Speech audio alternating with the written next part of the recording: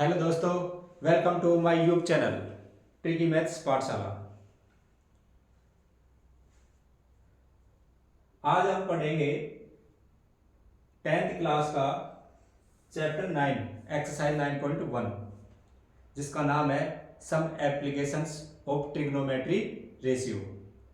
उसका question number 7 चलेगा। आज क्वेश्चन नंबर 6 तक तो लास्ट क्लास में करवा दिया।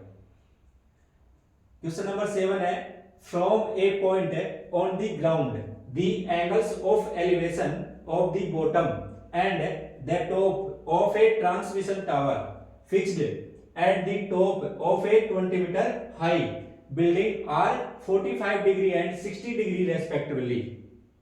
इसमें ये कह रहा है कि एक बिल्डिंग है, मतलब एक भवन है, उसके ऊपर एक संचार मीनार लगी हुई है। तो भूमि के किसी एक बिंदु से संचार मीनार के पादका और शिखर का उन्नयन कोण 45 डिग्री और 60 डिग्री है। तो find the height of the tower. तो टावर की हाइट फाइंड करो। तो पहले अपन एक भवन बनाते हैं, मतलब एक बिल्डिंग बनाते हैं। जैसे यहां पर बना दिया बिल्डिंग, ये क्या है? बिल्डिंग। अब बिल्डिंग के ऊपर एक ट्रांसमिशन टावर बना देते हैं। ये ट्रांसमिशन टावर बन गया। अब देखो बिल्डिंग की हाइट अपने को दी हुई है कितनी? 20 मीटर। ये 20 मीटर है। बिल्डिंग की हाइट ये है ए बी और ट्रांसमिशन टावर है बी सी।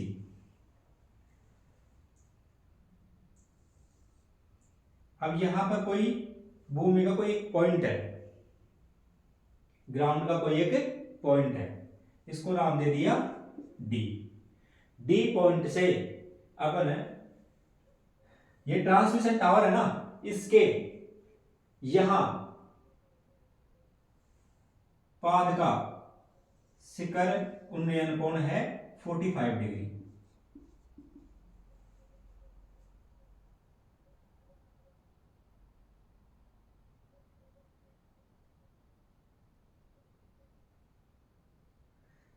ये क्या है? ट्रांसमिशन टावर का बॉटम है। क्या है ये? बॉटम है। तो यहां पॉइंट डी से ट्रांसमिशन टावर के बॉटम का उन्नयन कोण एलिवेशन एंगल 45 डिग्री है और ट्रांसमिशन टावर के शिखर का उन्नयन कोण इसी पॉइंट से कितने डिग्री है? 60 डिग्री है। तो ये हो गया 60 डिग्री। अब हम ये ट्रांसमिशन टावर है, इसकी हाइट फाइंड करेंगे। तो इसको मान लेते हैं h। ये क्या है? h। इसकी हाइट है h। अब इसकी हाइट फाइंड करने के लिए क्या करेंगे? जैसे पहले ले लेंगे right angle triangle B A D.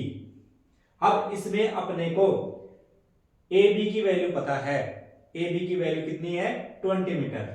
ये बिल्डिंग की हाइट है जिसकी वैल्यू अपने को पता है। इससे हम AD की वैल्यू फाइंड कर लेंगे। किसकी वैल्यू? AD की वैल्यू। और AD की वैल्यू फाइंड करके फिर हम AC की वैल्यू फाइंड कर लेंगे। AC की वैल्यू फाइंड होने के बाद में AC की वैल्यू में AB को सब्ट्रैक्ट कर देंगे और BC की वैल्यू हो जाएंगे। देखो कैसे करेंगे।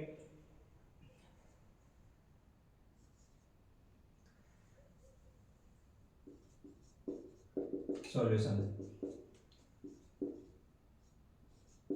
Late the height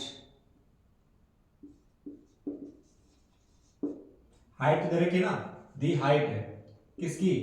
the height of the building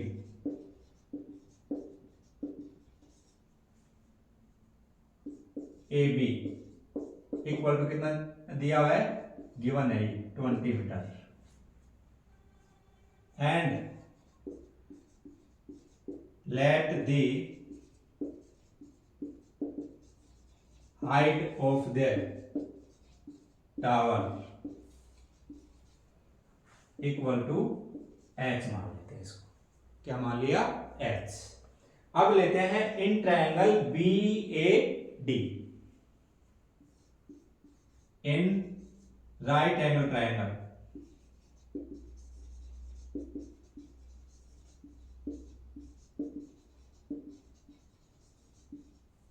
triangle B A D. अब बी ए डी में देखो वही फॉर्मूला, पीले बेटा पीले, हरी हरी बोतल, सोना चांदी तौल और कस्टमर से कॉस्ट ले। ये याद होना चाहिए अपने। यहां मैं राइट कर देता हूं, पीले बेटा पीले, हरी हरी बोतल, कस्टमर से सोना चांदी, सोना चांदी तौल और कस्टमर से कॉस्ट ले। अब देखो एस का मतलब साइन थीटा, सी का मतलब cos theta, T tan theta, C cosec theta, S sec theta, C cot theta. ये फॉर्मूला याद होना चाहिए। अब देखो ये ले लिया, ये तो क्या है, ये एंगल है 45 का, इसके अपोजिट साइड्स हमेशा क्या होती है परपेंडिकुलर, और इसके जस्ट नजदीक वाली ये क्या हो गई बेस। तो परपेंडिकुलर और बेस कहां आ रहे हैं, परपेंडिकुलर और बेस tan थीटा या फिर कोट थीटा के फॉर्मूले में आ रहे हैं। तो या तो tan थीटा से कर लेंगे या फिर इसको कोट थीटा से कर लेंगे। तो मैं लगाता हूं इसमें tan थीटा का formula, tan theta equal to P upon में B, परपेंडिकुलर अपॉन में बेस। अब परपेंडिकुलर क्या है इसमें AB एंड बेस क्या है AD। tan थीटा की वैल्यू क्या है इसमें 45 डिग्री, BAD इसमें एंगल की वैल्यू क्या है 45 डिग्री, तो यहां क्या आ जाएगा 45 डिग्री, एंड AB की वैल्यू 20 अपॉन में AD की वैल्यू क्या करनी है अपने को फाइंड करनी है। तो ये AD ऐसे कैसे आ गया। अब tan 45 की वैल्यू क्या होती है 1, टेबल में पता होगा ना टेबल से, तो tan 45 की वैल्यू क्या आती है टेबल से 1 इक्वल टू 20 अपॉन में AD। अब AD डिवाइड में है तो इक्वल की साइड में जाएगा तो 1 के मल्टीप्लाई में हो जाएगा, तो AD इक्वल टू आ गया 20 मीटर। AD की वैल्यू भी क्या आ गई 20 मीटर आ गई। अब इस 20 मीटर से हम AC की वैल्यू फाइंड कर लेंगे। अब ले लेंगे इन ट्रायंगल CAD,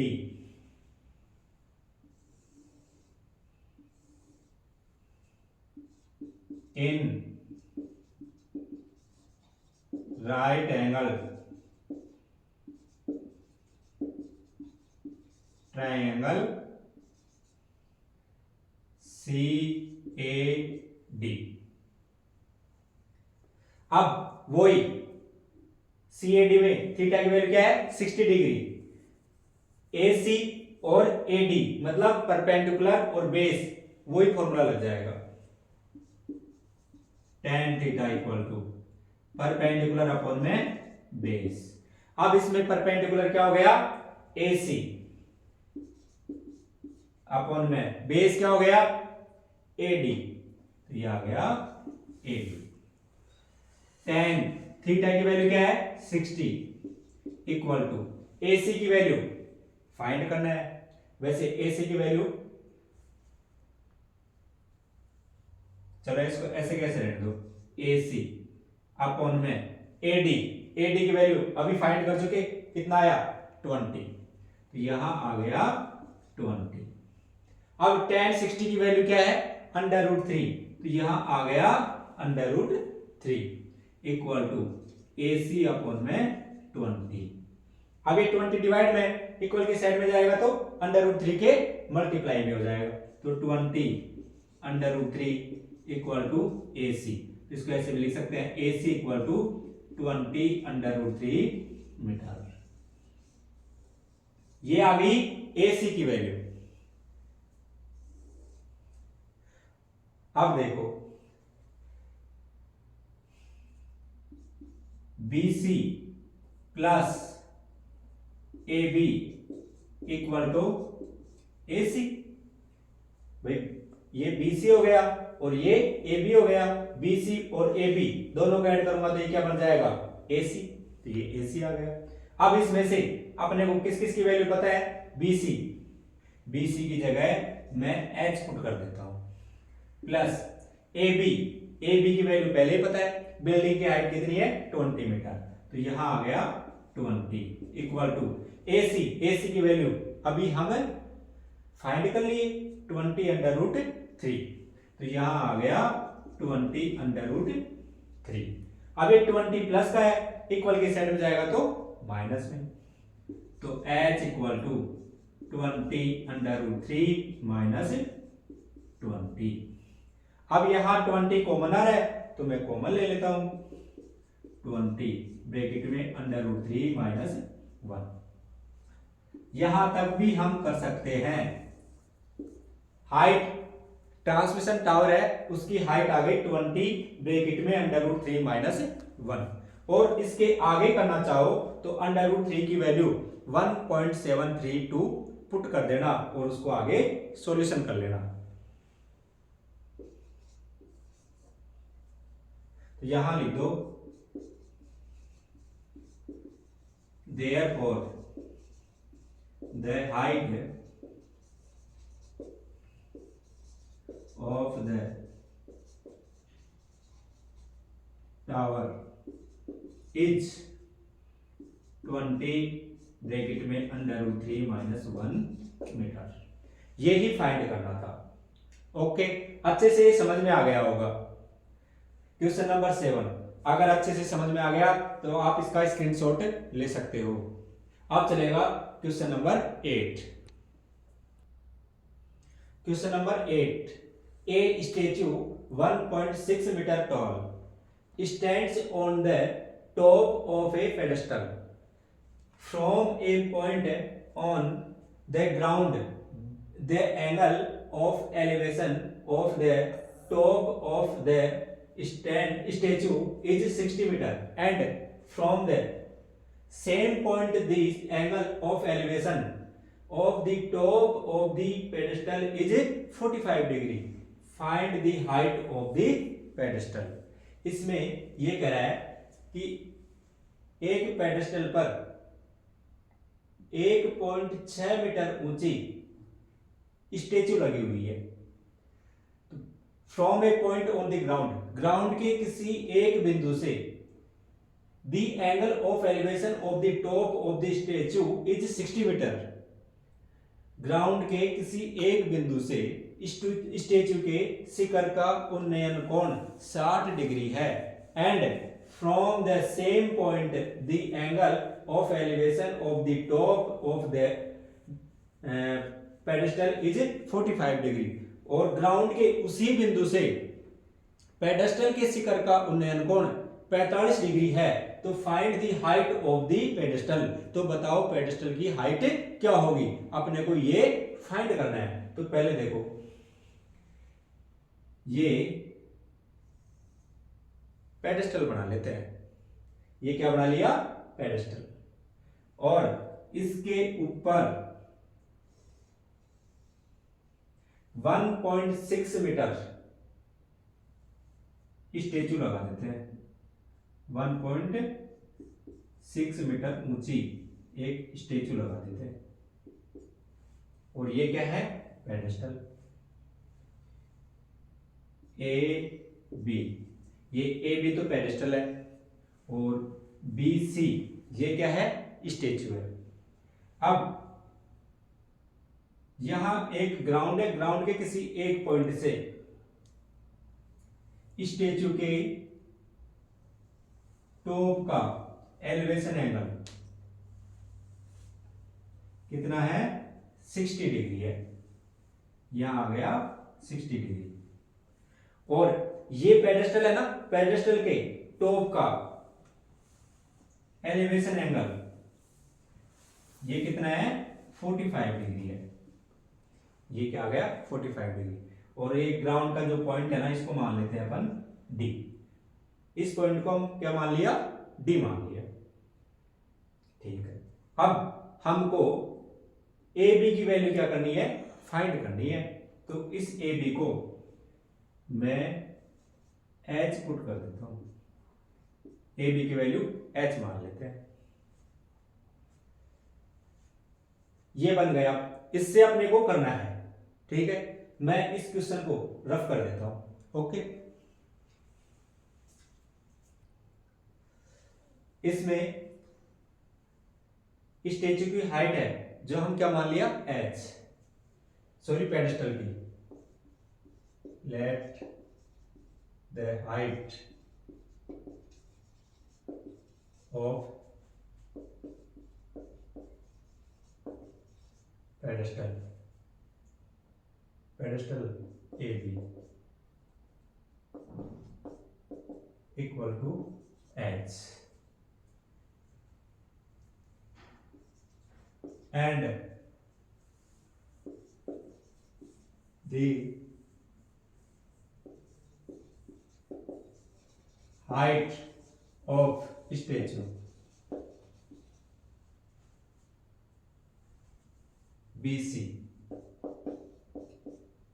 इसकी दे रखी अपने को 1.6 मीटर, क्वेश्चन में दिया हुआ है ये। ओके, अब मैं ले लेता हूं in triangle BAD in right angle triangle BAD, ये ले लिया। अब BAD में देखो अपने को इसकी वैल्यू AD की वैल्यू क्या करनी है, फाइंड करनी है, किसकी AD की, और इसकी वैल्यू अपने को दी हुई है h, हम अपनी तरफ से मान लिया h। ओके,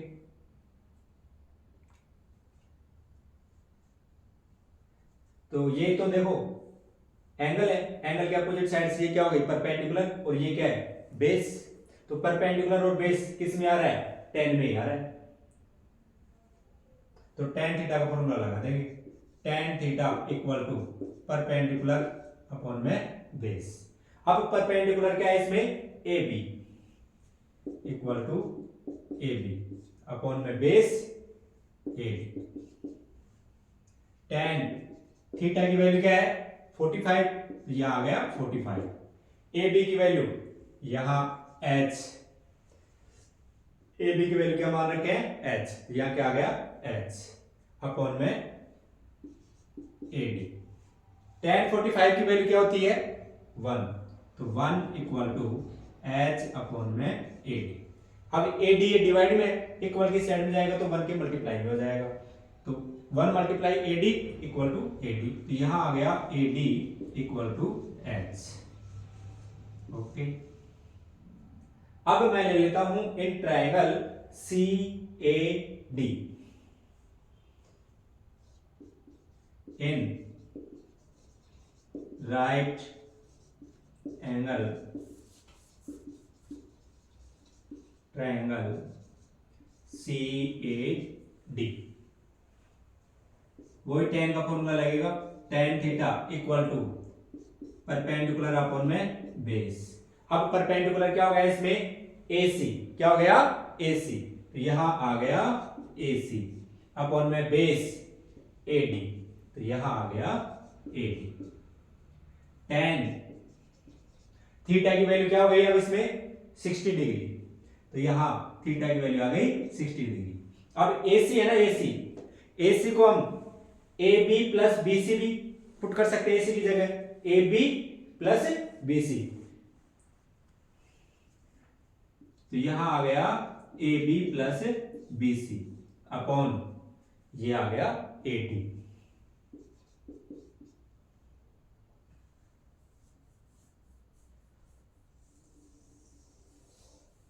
tan 60 की वैल्यू क्या है, अंडर रूट 3, तो यहां आ गया under root 3 equal to A B, A B की वैल्यू क्या पुट कर रखे हैं पहले ही h, तो ए बी की जगह क्या आ जाएगा h प्लस बी सी, तो यहां आ गया बी सी, बी सी की वैल्यू अपने को पहले ही दिया हुआ है 1.6, तो यहां आ जाएगा 1.6 अपॉन ए डी, देखो ए डी की वैल्यू पहले ही फाइंड कर लिया, क्या आया ए डी की जगह h, तो यहां आ गया h।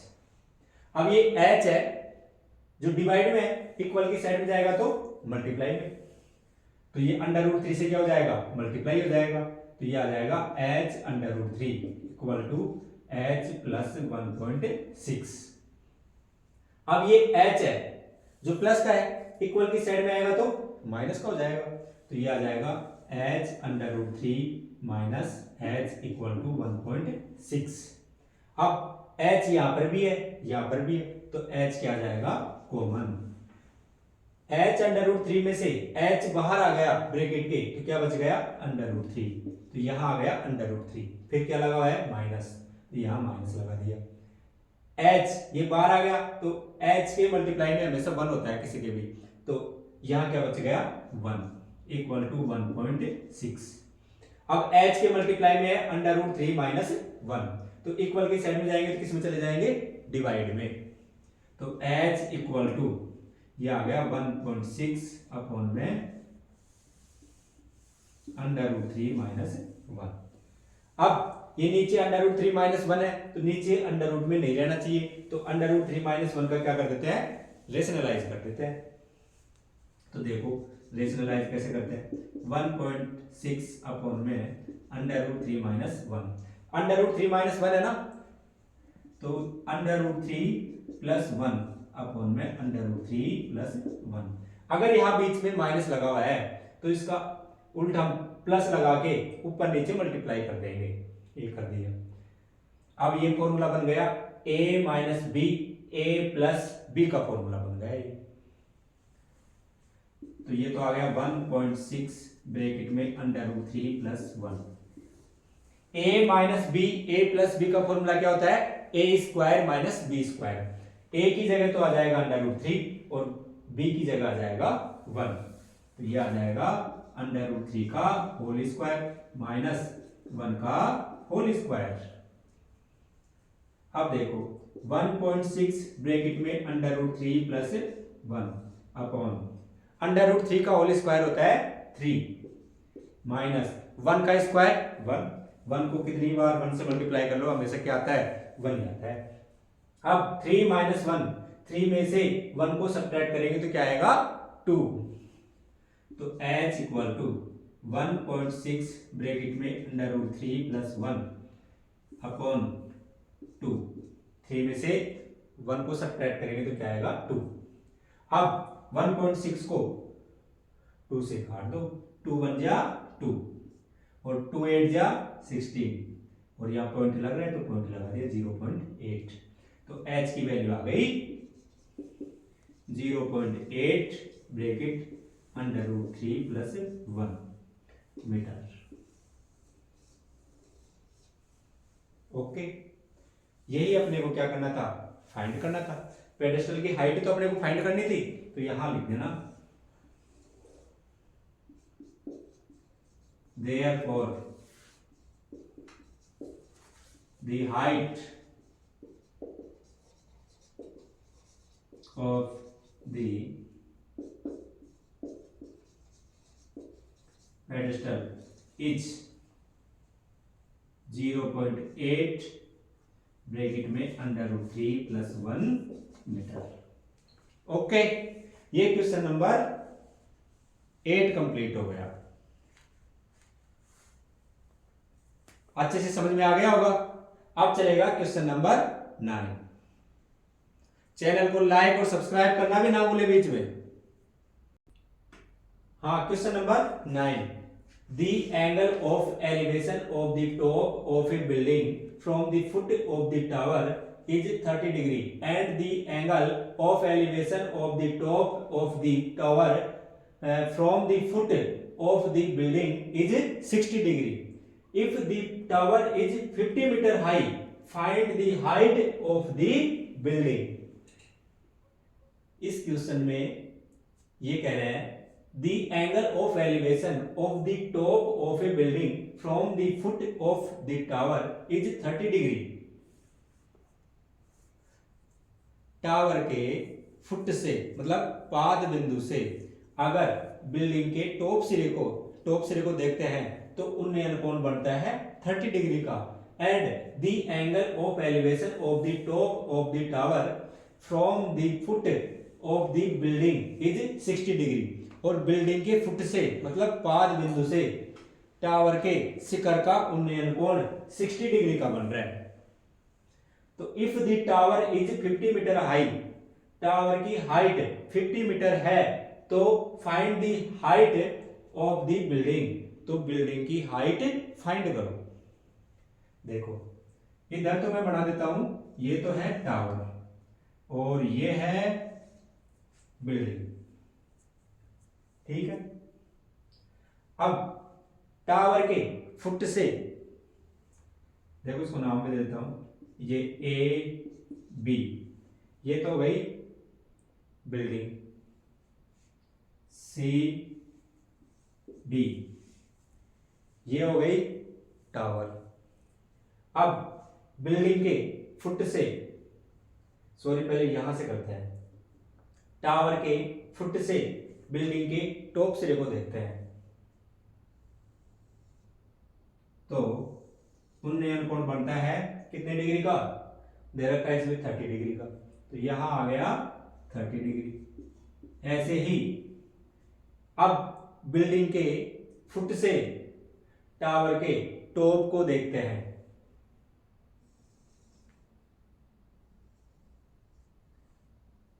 तो एलिवेशन एंगल कितने डिग्री का बन रहा है,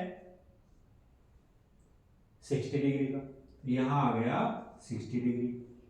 अब ये सी डी क्या है, टावर, टावर की हाइट कितनी दे रखी है 50 मीटर, तो इसकी हाइट आ गई 50 मीटर।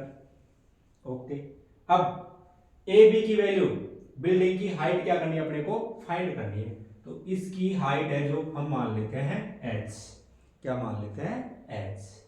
ओके, अब इसको करने के लिए क्या करेंगे, देखो ये BC है जो दोनों में कॉमन आ रहा है, दोनों ट्रायंगलों में क्या आ रहा है कॉमन आ रहा है। देखो ये भी राइट एंगल ट्रायंगल बन रहा है और ये भी राइट एंगल ट्रायंगल बन रहा है।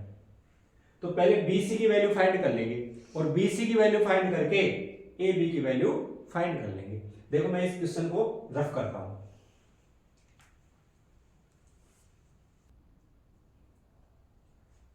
अब मैं ले लेता हूं पहले ट्रायंगल BCD, पहले इसमें ये भी लिख देते हैं। देखो हाइट दे रखी है अपने को, height of the tower CD equal to 50 metre, ये तो क्वेश्चन में गिवन है। Let the height of the building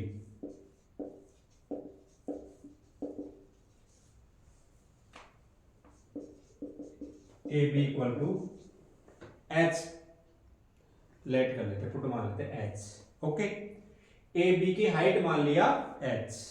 अब in triangle BCD, in right angle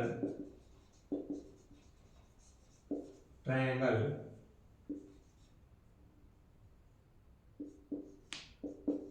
BCD। अब इसमें अपने को देखो इसकी वैल्यू तो दी हुई है और इसकी वैल्यू क्या करनी है पुट करनी है। तो देखो ये एंगल है, एंगल के अपोजिट साइड ये क्या होती है परपेंडिकुलर, और ये क्या है बेस। परपेंडिकुलर और बेस किस में आ रहा है tan थीटा में आ रहा है या फिर cot थीटा में आ रहा है। तो tan थीटा और cot थीटा में से किसी का भी फॉर्मूला लगा लेंगे। मैं लगाता हूं tan theta, tan theta equal to perpendicular upon में बेस।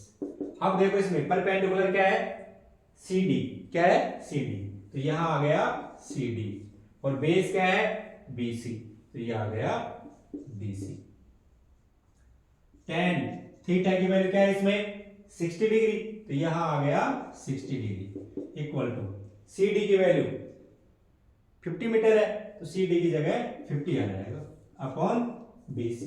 बी सी की वैल्यू अपने को पुट करनी है, फाइंड करनी है। बी सी की वैल्यू क्या करनी है अपने को, फाइंड करनी है, सॉरी। अब tan 60 की वैल्यू क्या है अंडर रूट 3, तो tan 60 की जगह अंडर रूट 3 आ गया इक्वल टू 50 अपॉन में B C. B C divide में इक्वल की साइड में आएगा तो अंडर रूट 3 के मल्टीप्लाई में हो जाएगा, तो B C equal to B C under root 3 equal to 50। अब ये अंडर रूट 3 बी सी के मल्टीप्लाई में है, इक्वल की साइड में जाएगा तो डिवाइड में, तो B C equal to 50 upon under root 3 metre. ये आ गई BC की वैल्यू। अब BC की वैल्यू से हम AB की वैल्यू फाइंड कर लेंगे, तो अब ले लेते हैं in triangle ABC, in right angle triangle BC, sorry ABC, ABC वही। अब इसकी वैल्यू तो फाइंड कर लिए और इसकी वैल्यू क्या करनी है, फाइंड करनी है, तो ये तो क्या हो गया अब परपेंडिकुलर और ये क्या है बेस। परपेंडिकुलर और बेस किस में आ रहे हैं, वो tan थीटा में, तो यहां आ जाएगा tan theta equal to perpendicular upon में बेस। अब इसमें परपेंडिकुलर क्या आ गया AB, तो यहां आ गया AB अपॉन बेस क्या है BC, तो यहां आ गया BC।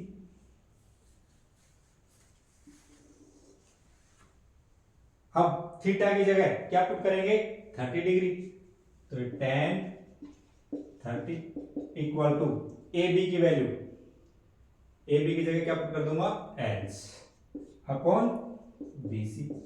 tan 30 की वैल्यू क्या होती है 1 अपॉन में under root 3 equal H upon BC।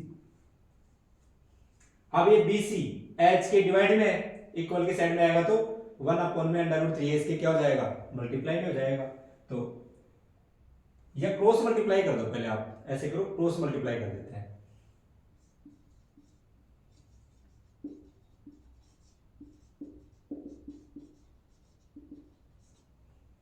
तो BC को 1 से मल्टीप्लाई कर दो और H को अंडर रूट 3 से मल्टीप्लाई कर दो, ये आ गया H under root 3 equal to BC। अब ये H के मल्टीप्लाई में अंडर रूट 3 इक्वल की साइड में जाएगा तो डिवाइड में हो जाएगा, तो H equal to BC multiply 1 upon में अंडर रूट 3। BC की वैल्यू अभी फाइंड कर चुके कितनी है 50 अपॉन में अंडर रूट 3, तो BC की जगह क्या पुट कर देंगे 50 अपॉन में अंडर रूट 3, तो H equal 50 upon under root 3 multiply 1 upon में अंडर रूट 3। अंडर रूट 3 को अंडर रूट 3 से मल्टीप्लाई करूंगा तो क्या आएगा 3, तो ये आ गया 50 अपॉन में 3 मीटर। और इसको आगे करना चाहो तो मिक्सचर फ्रैक्शन में चेंज कर सकते हो।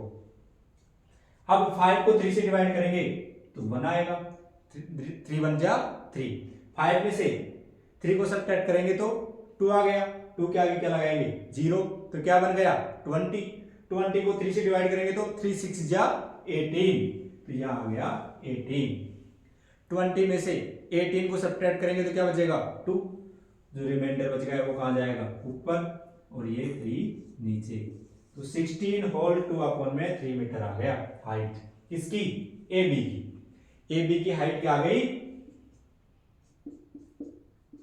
16 होल 2 अपॉन में 3 मीटर, यहां लिख देना therefore the height of the building is 16 whole 2/3 metre. Okay, ये क्वेश्चन नंबर 9 कंप्लीट हो गया, अच्छे से समझ में आ गया होगा। अब नेक्स्ट क्वेश्चन नेक्स्ट क्लास में आएंगे, और यहां तक अच्छे से समझ में आ गया होगा आपके, तो चैनल को लाइक, सब्सक्राइब और शेयर करना ना भूलें। Okay, thanks.